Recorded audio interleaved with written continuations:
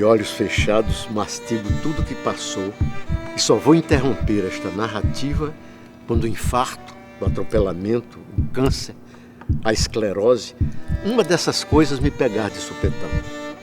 Aqui estou eu, de pés plantados na terra, vomitando palavras.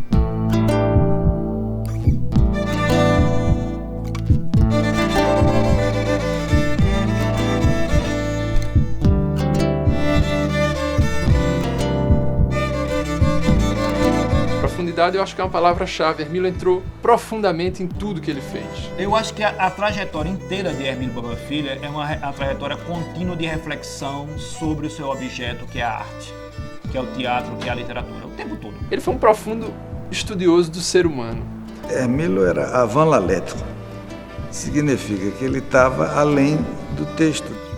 O espírito dele, a intenção dele, a capacidade dele como diretor, como autor, como tradutor de várias peças de autores importantes estrangeiros, levou à condição de um dos grandes líderes teatrais de Pernambuco e um dos grandes e importantes personagens do teatro brasileiro e da literatura brasileira. Hermílio nasce em Palmares em 1917. Vive em Palmares a sua infância e juventude, do Engenho Verde para a cidade. Tem aquele processo de decadência do pai, decadência financeira. É o filho mais novo da família, ainda na adolescência. Ele se identifica com o teatro. E nasce aí o artista Hermílio. Esse teatro vai rebater de alguma forma, vai influenciá-lo em todas as suas atividades, certo? Profundamente marcado por suas origens, né?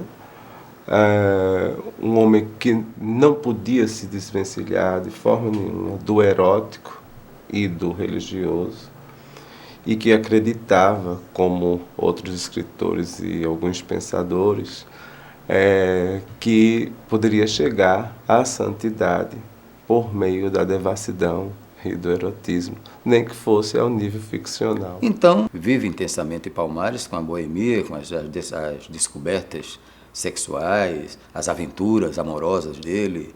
A Palmares era uma cidade em progresso, em franco progresso, com a estrada de ferro, com a chegada de lutas sindicais e tal, né? Vem ao Recife e tal, e começa a aventura dele então com o Recife, tudo se desliga um pouco de Palmares, mas Palmares nunca saiu de dentro dele.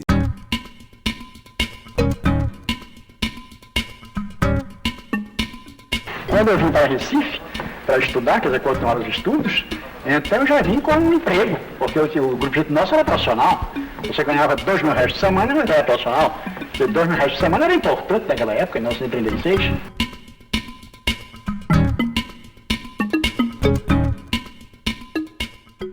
Meu pai, Valdemar, era muito amigo de Samuel e eles dois dividiam praticamente a direção do grupo Gente Nossa. De lá eu desgarrei para tratar de outras coisas que eu julgava mais sérias na minha vida naquela época. Quer dizer, que eram os cabarés do Recife, né? O Taco de Ouro e o Imperial Cassino. Ele era brincalhão, ele era espirituoso, brincalhão, inteligente, mas na hora do ensaio ele era rigoroso. Ele exigia aquilo que ele pregava. Traduzi várias peças para o Teatro Amador de Pernambuco, traduzi o Samuel Simone, traduzi Oscar Wilde, se não me engano traduzi uma peça de Brie, que era um autor de Boulevard também. O Teatro Amador também não estava fugindo muito àquela coisa de influência do teatro francês da década de 20, e talvez até mesmo do teatro francês anterior à Guerra de 14, entende? Era o que chegava aqui. As coisas de teatro, de resto, naquela época, até uma certa época, até a fantástica época de facilidade de comunicações que se está vivendo, chegavam no Brasil com muito atraso, não é verdade? Foi preciso que os imbis chegassem aqui em 1942 para que o Brasil visse pela primeira vez um espetáculo expressionista que a Alemanha fazia antes da Guerra de 14. Assim, todas essas coisas chegavam com muito atraso aqui ao Brasil, verdade? Mas, de qualquer maneira, quer dizer, para o teatro de amadores eu traduzi e fui ator. Teatro Amadores nós fomos colegas e fomos colegas depois dos palcos, né? E ele gostava de fazer esses estudos com esses homens que faziam coisas populares. Quando ele vai conhecer de perto os folguedos populares, as danças, as brincadeiras, os jogos, tais como Mamulengo, tais como o Bumba Meu Boi, com o tempo ele vai processar que não é a questão só da temática nordestina, mas a forma. Essa forma, Hermílio só vai conseguir bem depois. Hermílio, no fim de 45, começo de 46, por aí, foi chamado pelas pessoas que dirigiam o Teatro Estudante, porque o Teatro Estudante já existia, somente que não tinha uma preocupação artística.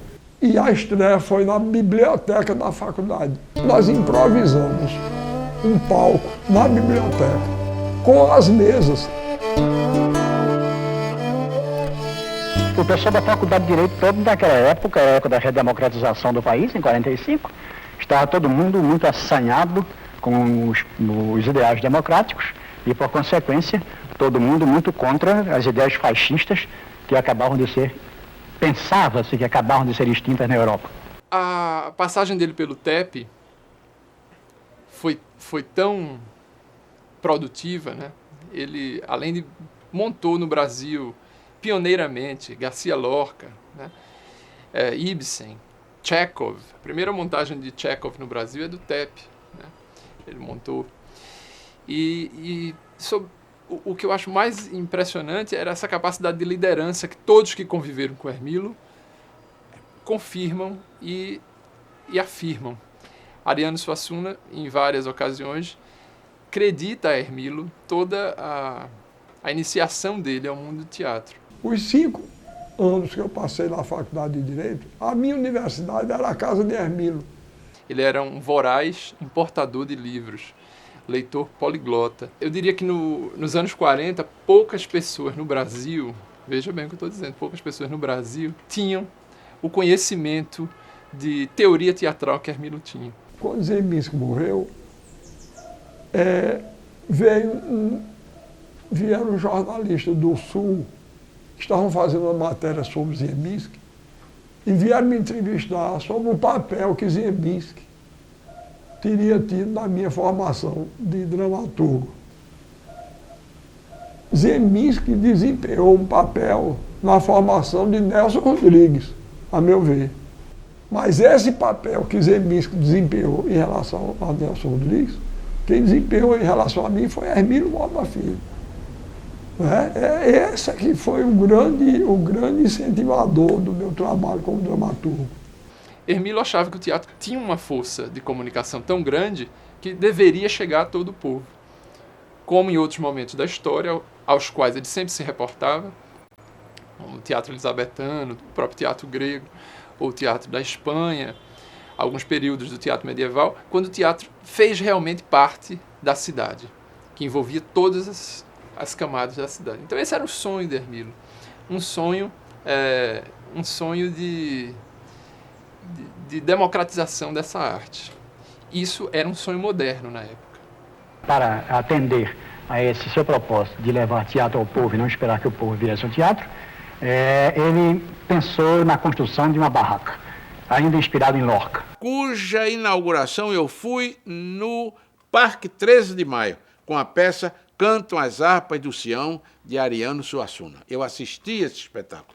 Um povo todo ali participando, aquela ideia dele levar o teatro ao povo.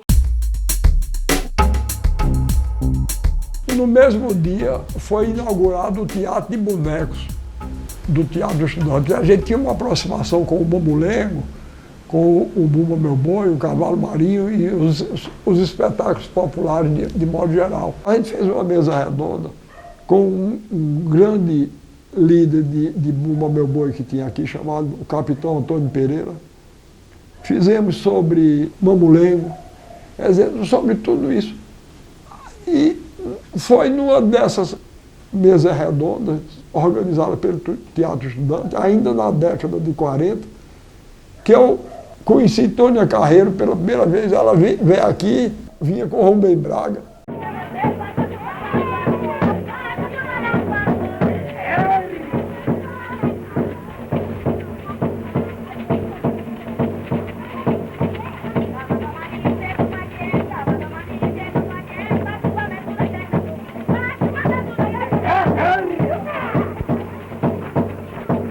Aí como que se formaram duas correntes. Uma que era aquela professada pelo Teatro de Amadores de Pernambuco e que dizia que fosse mais erudita, mais elitista, não no sentido de ser socialmente mais elevada. O lado de Hermilo, então, se projetou mais para a questão do teatro popular. Eu cheguei a escrever uma crônica, Valdemar e Hermilo, inimigos íntimos. Era o que eles eram mesmo. Se gostavam muito, mas cada um na sua trincheira. Hermilo foi, juntamente com Valdemar de Oliveira e outros nomes fundamentais, um dos inventores da modernidade no teatro pernambucano, no teatro nordestino. Então, o TEP foi essa experiência importantíssima dos anos 40 e começo dos anos 50, quando Hermilo precisa ir para São Paulo. Hermilo era uma figura fundamental e o Teatro Estudante acabou-se. Em São Paulo eu fui realmente quando eu comecei como encenador profissional. Eu dirigi em São Paulo, eu lancei profissionalmente em São Paulo o Alto da Compadecida de Ariano Suassuna, que foi aí a frase é cretina, mas tem que ser empregada, foi um divisor de águas dentro da dramaturgia brasileira. Com a minha permanência em São Paulo, eu tive uma experiência muito grande, uma experiência visual muito grande, porque durante o meu período de São Paulo, como jornalista, eu era o crítico de teatro da Última Hora e era o crítico de teatro da revista Visão, então eu tinha acesso a todos os bastidores e a todas as companhias de teatro nacionais e estrangeiras. Um Cavaleiro da Segunda Decadência, ele exatamente trata dessa experiência de São Paulo.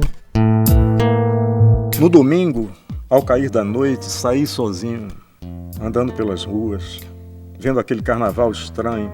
Procurei um barzinho da Rua Transversal e comecei a beber conhaque. De repente, o medo me assaltou e eu me vi sozinho naquela cidade imensa, esmagado pelos arranha-céus. Talvez não conseguisse dar o próximo passo. Nada conseguia parar o meu choro. Meu cunhado pendurou-me no pescoço uma oração, dizia ele muito forte, para acabar com a dor, quando eu já estava melhor, ler a oração para mim. Meu Santiago, essa dor me afunda, só vou ficar bom com um clister na bunda. Todos riam e eu voltava a chorar. Ele fica mais de 5 anos em São Paulo, eu acho que ele tem tempo de confirmar todas as intuições dele, de que o teatro moderno que estava acontecendo em São Paulo não o interessava. Não era aquilo que ele queria ver, que era um teatro que reproduzia no Brasil todos os traços do teatro moderno europeu. Mas era um teatro meio cópia. Aí, quando a gente estava nessa fase, foi escolhido o reitor da Universidade Federal de Pernambuco, um professor chamado João Alfredo Gonçalves da Costa Lima. Ele aí chamou a gente para fundar um curso de teatro que funcionava na antiga Escola de Belas Artes, na Rua Benfica. Quando ele me chamou, eu disse: doutor João, eu só acredito nesse curso se Hermilo vier fazer parte dele, porque ele vai saber dinamizar o curso, não fazer um curso burocrático ou acadêmico, mas fazer um curso vivo, que possa interessar os alunos e possa ser benéfico para o ambiente teatral do Recife. Aí ele disse: pois então mande chamar Hermilo e diga que ele tem uma cadeira aqui garantida. Qual seria a cadeira dele? Eu disse: História do Teatro.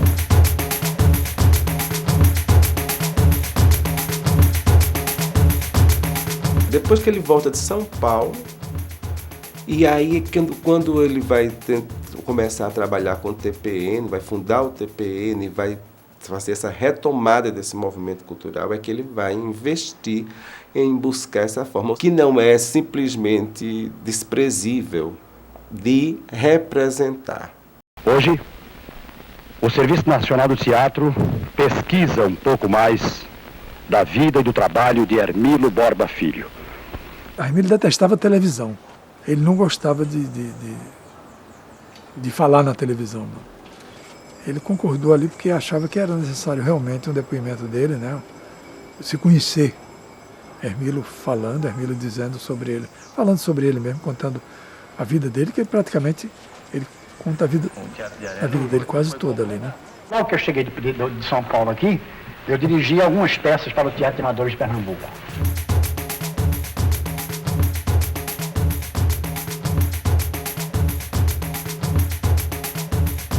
Dirigi o Living Room, de Graham Greene.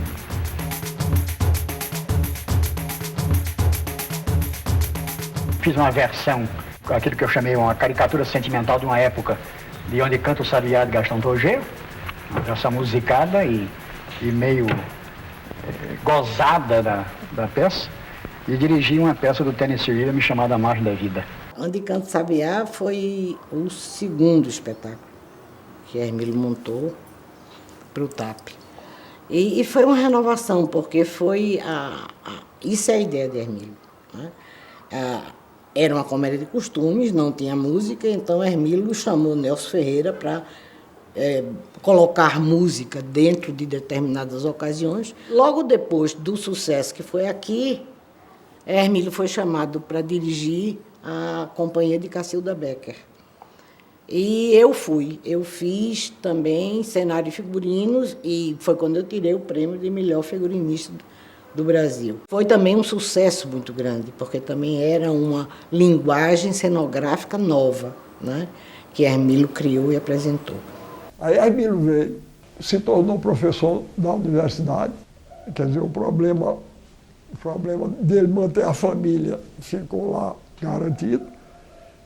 E a gente aí fundou o Teatro Popular do Nordeste,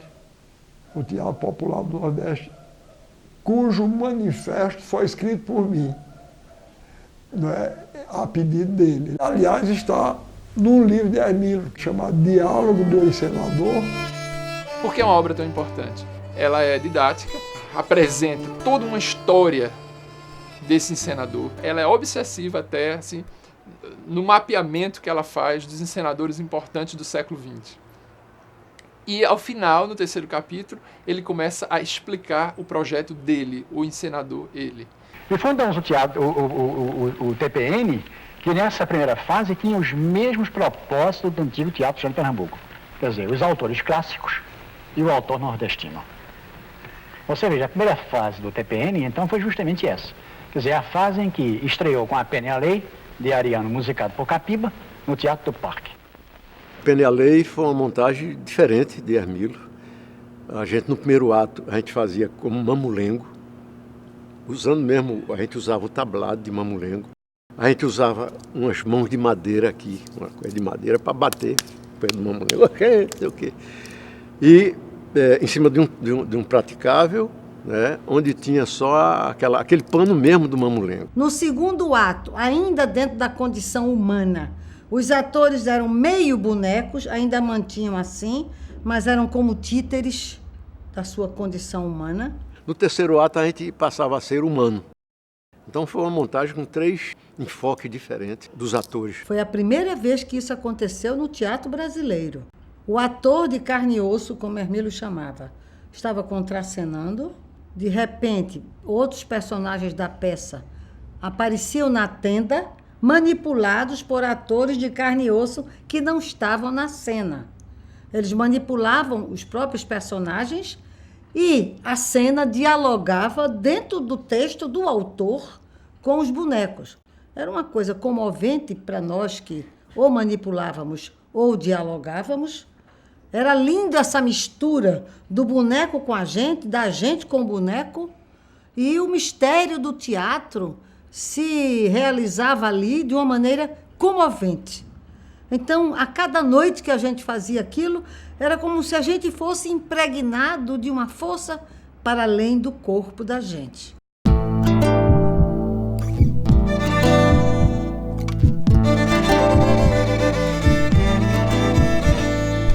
A segunda peça foi a Mandrágora, de Maquiavel. Aí Hermílio me chama na sala de aula e disse: Leocádia, olha, eu estou pensando em você participar do TPN como atriz. Era glória para mim.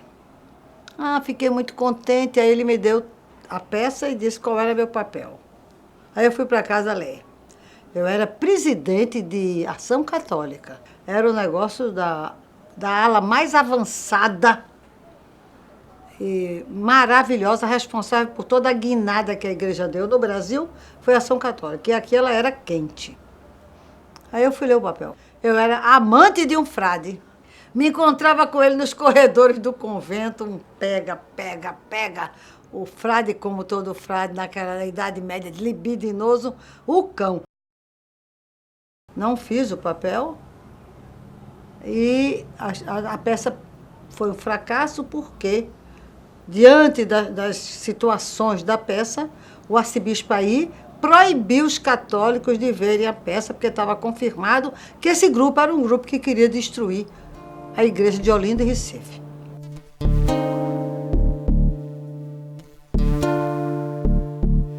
Hermílio tinha umas ideias curiosas. Essa notícia saiu no jornal muito. Uma mulher no interior fez um pacto com o diabo. E o diabo não cumpriu, segundo ela, e ela então queria mover um processo, foi procurar um juiz para processar o diabo. Aí a Hermílio achou essa história ótima, e é. Então ele encomendou uma peça e um ato a 3 dramaturgos. Então José Carlos Cavalcante Borges escreveu a peça chamada Em Figura de Gente. Na verdade, a temática era o demônio na vida das pessoas. A segunda peça foi escrita por José de Moraes Pinho.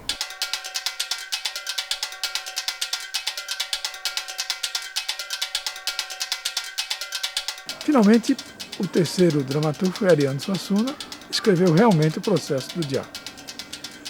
A peça dele chamava-se A Caseira e a Catarina. Foi meu primeiro trabalho com Hermílio como encenador, né? Porque o outro foi assim, meio de supetão. Era uma peça de Ariano Suassuna, Farsa da Boa Preguiça.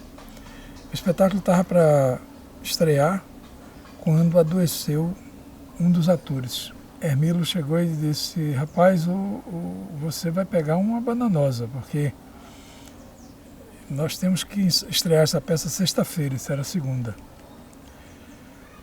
E você vai ter que pegar esse papel em 3 dias, porque já na quinta-feira a gente já vai dar um ensaio geral.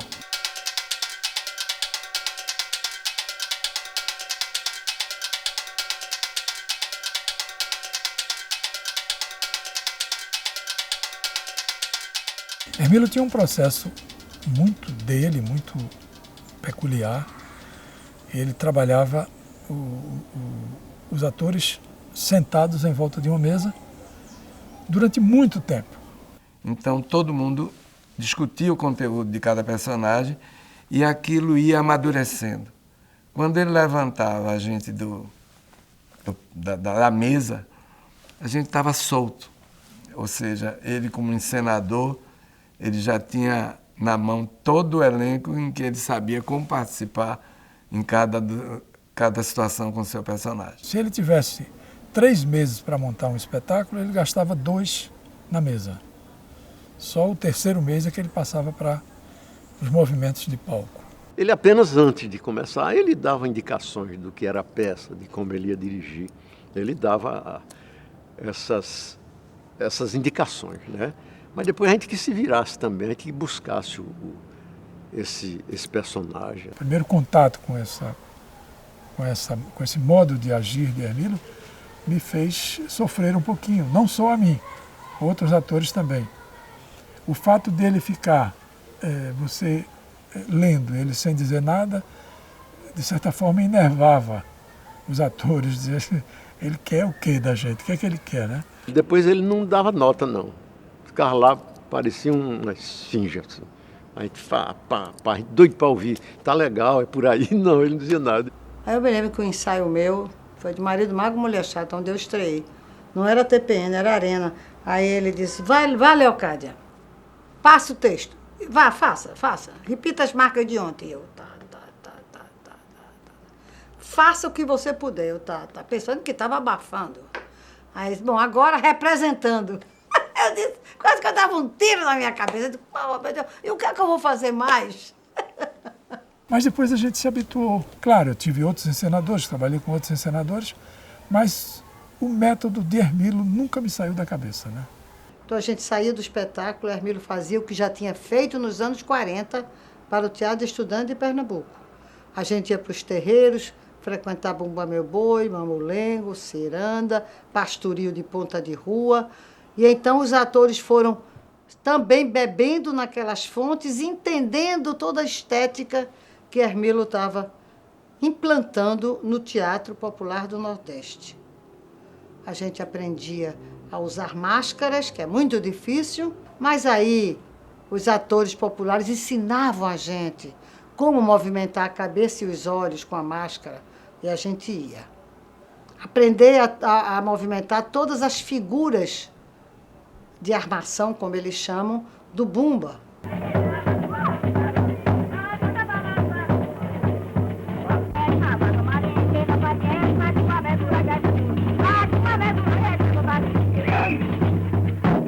No começo dos anos 60, a esquerda mais atuante, ou mais engajada, mais revolucionária de Pernambuco, vai contra o projeto do TPN, se alinha com o Teatro de Cultura Popular, do MCP, do qual Hermilo fez parte como fundador, mas ele rompe por uma questão pessoal, e cria-se uma falsa dicotomia entre a esquerda de Germano Coelho e de Luiz Mendonça, e uma suposta direita de Ariano e de Hermilo, que não se sustenta historicamente. Aí quando foi que ele escreveu e montaram essa peça, né? Essa peça era exatamente quase uma resposta ao MCP, né?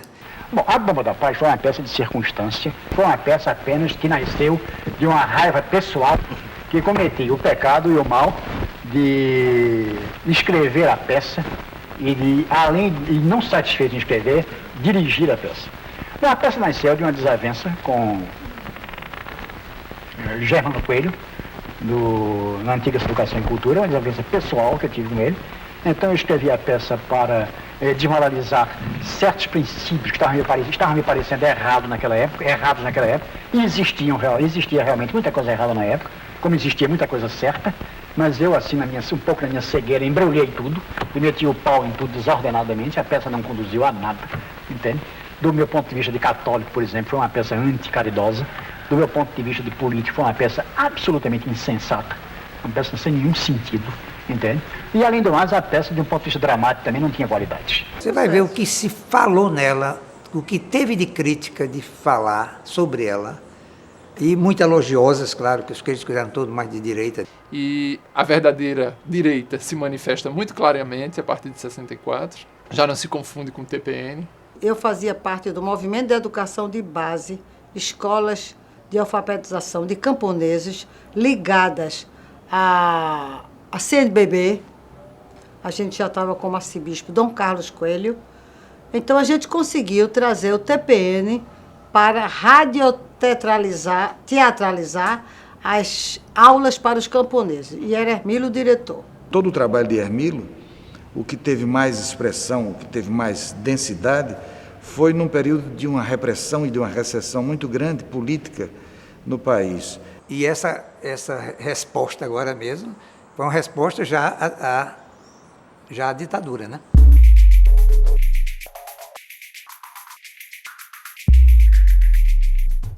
Antes disso, a gente já tinha se sentido como homem e mulher.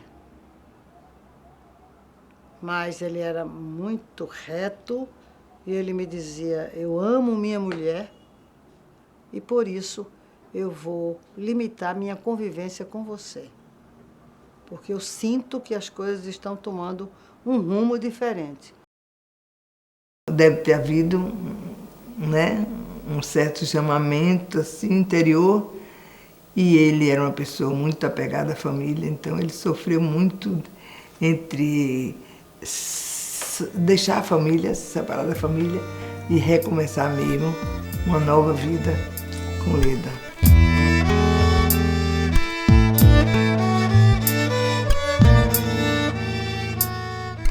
Quando o TPN retoma, em 66, e consegue abrir uma pequena casa de espetáculo, que era a sua sede, na Conde da Boa Vista, Hermilo já tem um discernimento, que ele não vai fazer um gênero de Bumba Meu Boi, nem ele vai fazer um gênero de Pastoril, mas ele quer fazer um teatro erudito, como ele era, intelectualizado, que se apoiasse numa forma nova, em constante diálogo com os ensinamentos dos mestres, dos brincantes. Essa era a ideia, era um projeto muito ousado, que ele mesmo reconhece que nunca chegou a se concretizar 100% como ele desejava. E aí tem toda a questão política. Os anos 60 era uma panela de pressão. As artes eram vistas como uma força contrária. A Escola de Belas Artes aqui desapareceu. O TPN era uma trincheira, além da escolha do repertório, toda a direção do espetáculo. Por exemplo, no Santo Inquérito, a gente parava o espetáculo para enxertar notícias de quem caiu, quem foi preso, quem morreu. A gente denunciava o que estava acontecendo no Brasil. Aliás, o repertório do TPM, na sua última fase principalmente, todo o repertório do TPM era empenhado. No caso do inspetor foi contra a corrupção. Andorra contra a tortura, contra o racismo. O terceiro espetáculo foi O Inimigo do Povo, de Henrik Ibsen, a luta de um homem contra as mentiras com que se tentava iludir a população. Depois do Ibsen veio o Santo Inquérito, de Dias Gomes, veio o Don Quixote, de Antônio José o Judeu, O Melhor Juiz, o Rei, de Lope de Vega,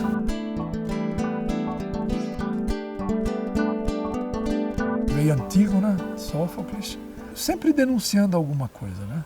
Ele começa a exigir dos atores um distanciamento em relação ao papel, que o ator tenha a percepção de que está em determinado contexto histórico, ele não se isole numa quarta parede, só olhe para dentro da fábula, mas que dialogue com o todo. Ariano achava que esse movimento de Hermilo tirava do teatro o encantamento, a fábula. O teatro ficava muito racional, né? E de fato Ariano começa a se afastar um pouco do TPN. Tínhamos uma discordância em torno de Bertolt Brecht. O motivo principal foi esse. Veja bem, eu concordo com Brecht até certo ponto, mas de um ponto em diante eu discordo. Eu concordo com ele quando ele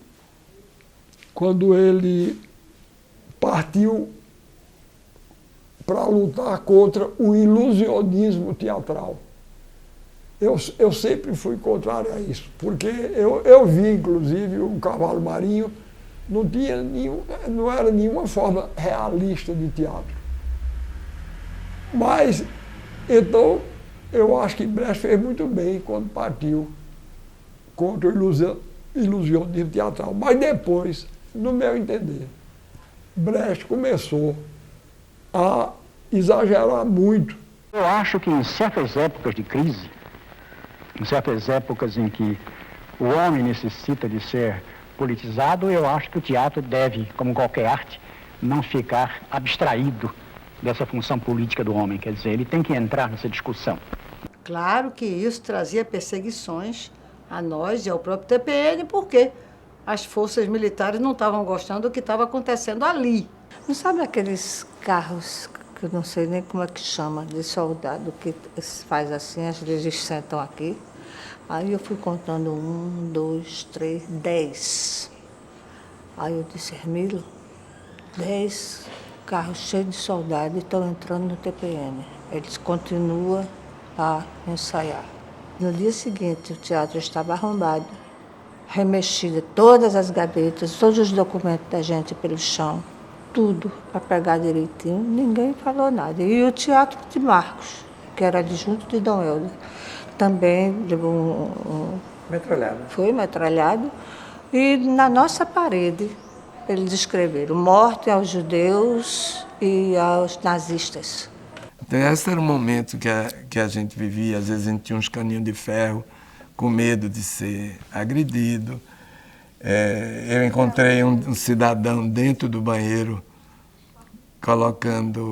querendo colocar uma bomba extravaliana, aquela bomba que é amada, no dia do Don Quixote. Todo o espetáculo tinha que ser censurado. Você tinha que apresentar uma récita exclusivamente para a censura. E aí a gente tinha 2 textos, um para a censura e outro... Mas como os censores eram muito discretos, chegavam sempre de paletó e gravata, quando ninguém ia para o teatro de paletó e gravata. Quando a gente via que chegavam os pseudo-censores, a gente botava o texto censurado. O carro da gente era arrombado. Hermílio perdeu o emprego dele na universidade, não de professor, mas do diretor do Departamento de Extensão Cultural. E o saco da gente foi esvaziando de dinheiro. Então, era o nome de Hermílio que ia para os bancos para levantar empréstimo. A divisão do TPN politicamente, isso foi terrível. E, por cima de tudo, Hermílio foi operar o coração. Então, foi uma coisa entre a vida e a morte, um negócio que em Pernambuco era o segundo que operava o coração, só podia ser em São Paulo. E ele foi, eu estava grávida do segundo filho, que claro que eu perdi. Meu pai morreu com ele lá, foi um negócio muito grave. E quando a gente voltou, o médico disse que ele não podia mais trabalhar 3 expedientes. Aí o TPN não aguentou e fechou.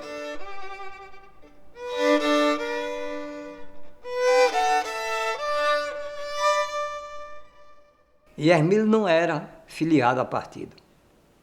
Hermílio era independente, mas era um democrata. Hermílio era uma pessoa que ele tinha uma visão de sociedade muito parecida com a da esquerda. Me lembro de um debate que se travou aqui, que era mais ou menos o seguinte. Bom, a cultura popular, a arte popular é de excelente qualidade porque as pessoas são sofridas, porque as pessoas moram mal, porque as pessoas passam fome. Hermílio entrou nesse debate e a única coisa que ele disse foi o seguinte: entre barriga cheia, né, e fome, não tem 2 escolhas. Hermílio, nas últimas crônicas, ele fala sobre isso.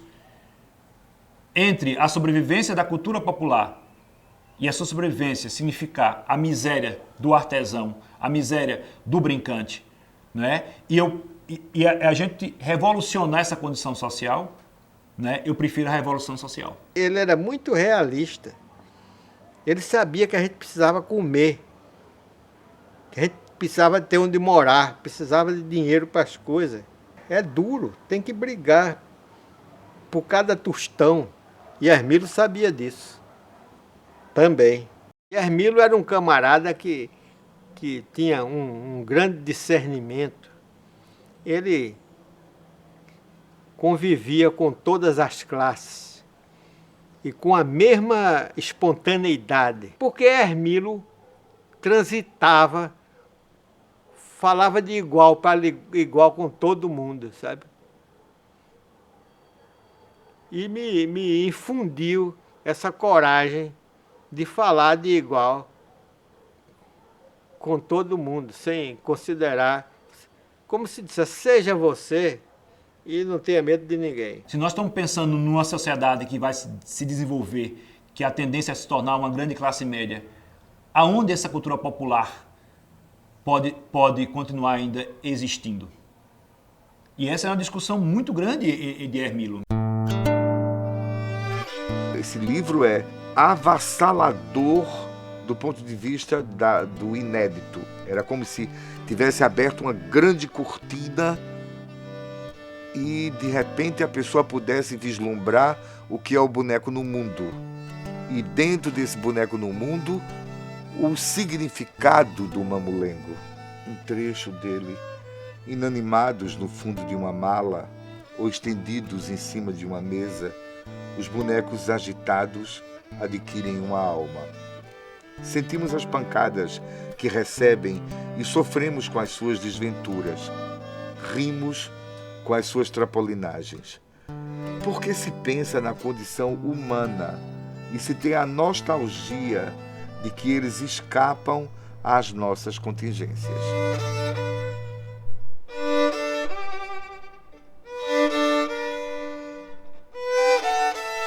Esse livro ele rompe o limite, eu acho, do folclore, né, para estabelecer o conceito do folguedo dramático. Agrega um valor que não estava revelado a um anal catarineta, a um fandango, a um pastoril, a um alto do Bumba Meu Boi e assim por diante, né? Que são o que ele denominava os folguedos dramáticos, dentre os quais o mamulengo. Hermílio é muito múltiplo, né? Onde ele melhor se manifesta, a meu ver, é no romance. E seus romances, eles são como filmes. Eles são como uma câmera que está sempre em movimento, captando tudo, certo? E aí capta o que está fora, ao seu redor, e o que é mais interessante, capta o que está dentro, o que se passa na cabeça dele. Ela tem uma reflexão sobre o homem que poucos contemporâneos dele naquele momento tinham, e ao mesmo tempo isso é entremeado por uma poeticidade, por um elemento poético, por uma beleza. Ele não deixa que o rancor sobreponha a beleza. É um trabalho sempre de autorreferência. Os temas retornam, o teatro retorna. Então ele faz a síntese. Lembro-me de tudo, dos cheiros, das cores, das palavras, de todos os atos. Embora saiba que jamais alcançarei o futuro, continuarei escrevendo até secar os dedos. O que importa é lembrar e pedir para não ser julgado. O que ele tinha de perdoar e perdoar os outros e pedir perdão, ele fazia com isso. O que ele tinha que se sacrificar, ele se sacrificava nessa literatura.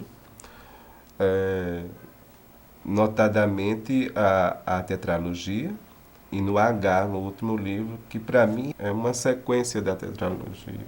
Ele disse, eu vou fazer um negócio diferente. Em vez de você ilustrar o livro, eu vou dar um capítulo para você transformar em história em quadrinho. Que aí todo mundo diz que é uma coisa muito boa, porque é a primeira vez que aparece no romance brasileiro um capítulo em quadrinhos, mas aí eu prefiro dizer que isso é um storyboard.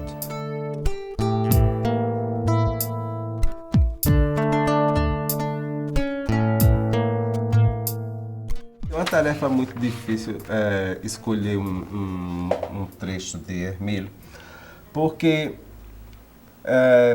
tem momentos da confissão dele que são muito bonitos. E aqui, logo no início, também na primeira parte de H, ele fala desse momento em que ele vive e como inventa. Para que inventar histórias quando a importante era a minha? Quando me aconteciam coisas estranhas? Quando toda uma seiva saída dos meus anos?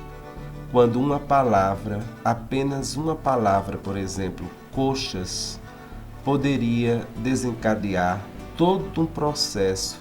É melhor inventar em causa própria, embora baseado na verdade incompreensível para os demais. Afinal de contas, estou escrevendo no tempo da censura e para ela cago. Só posso garantir uma coisa: nunca escarrei na cara de Deus e com palavras. Ele pouco se importa. Foi Joyce quem disse não saber escrever sem ferir ninguém. E isto se aplica a mim como uma carapuça, eu mesmo me incluindo no número dos feridos. Assim, é tocar para frente e denunciar todos os males e todos os bens, os que de mim partem e os que dos outros vêm. Eu procurei ler uma coisa, um texto, um pequeno texto. Foi um texto de uma entrevista que ele deu poucos dias antes de morrer. E ele disse no momento da entrevista o seguinte: chegou o momento em que tive de optar e reconhecer que, para mim, chegara a aposentadoria de muitas coisas. Claro que a princípio estribuchei como um desgraçado, mas aos poucos, numa dura e longa aprendizagem de 4 anos, fui descobrindo coisas formidáveis. A manutenção do amor, o sentido profissional de minha arte, o gosto pelas coisas simples, o papo com os amigos, a ajudas aos jovens. Minha saúde me dá forças para rir, gargalhar, até mesmo ficar alegre neste asfixiante mundo em que estamos. E sabem por quê? Porque viver de qualquer maneira é fantástico. Faltando alguns dias para o internamento dele no hospital, que 3 dias depois ele partiu, ele teve um papo e ele dizia: eu me sinto em condições de estar cara a cara com Deus, de olhar para a cara de Deus, porque hoje eu me sinto um homem conferido. A minha essência confere com a minha existência. Então, isso é uma luta que a gente entra na vida e às vezes sai dela tão distante disso. Todos nós devemos perseguir isso para um dia, diante do Deus que for e de nós mesmos, a gente chegar à conclusão que perseguiu, e hoje eu faço o que penso, o que sonho, o que planejo. Eu estou na balança. Todos os meus atos estão num dos pratos da balança. De um lado, os demais. Muitos deles sou eu, metamorfoseado, irreconhecido, adulterado. De outro, eu mesmo, integral, de carne, as pernas penduradas no vazio. E me jogo numa longa viagem do útero à morte, de um negro para outro, de um vermelho para um vermelho, de um branco para um mais que branco, diáfano, transparente, etéreo, como era antes, sempre em formação, em massa, um pastel.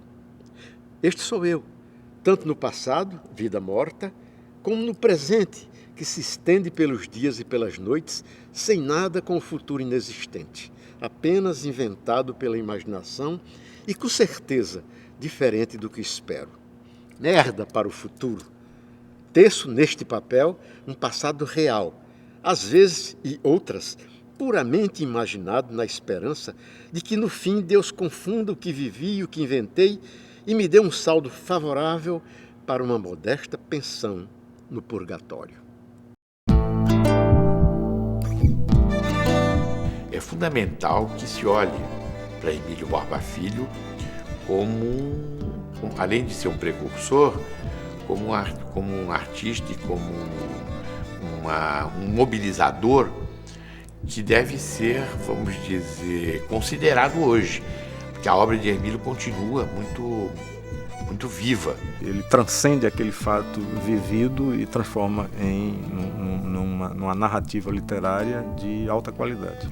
Sua obra é importante, sua obra sempre deverá ser revisitada, porque é um patrimônio definitivo da cultura brasileira.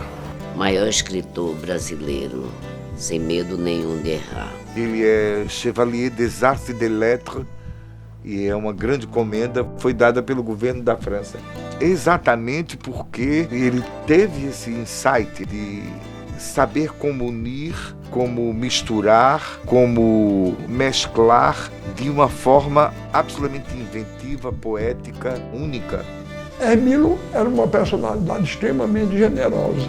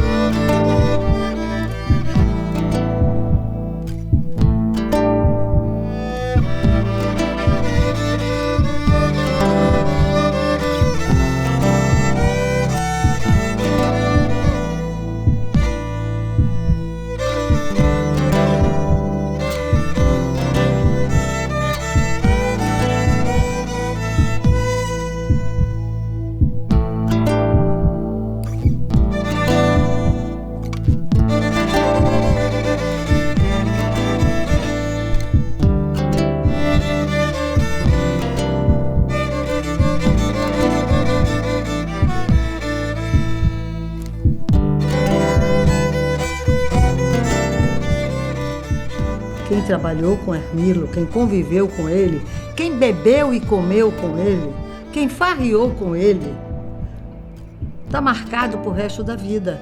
Não surgem dois Hermílios com muita facilidade nesse mundo, não.